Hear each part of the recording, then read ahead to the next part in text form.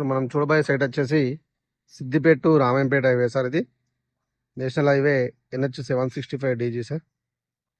ఈ రోడ్ కానుకొని south face లో మనకు 18 గుంటల సైట్ వచ్చింది సార్.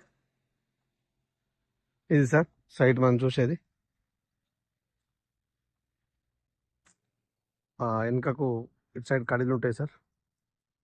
వెనుక కనబడే హౌస్ వరకు సార్. అది అటు వాయిల్ చెట్లు. రోడ్ ఫేస్ కూడా చాలా ఎక్కువ ఉంది సార్. ఆ పోల్ నుంచి ఈ పోల్ వరకు సార్.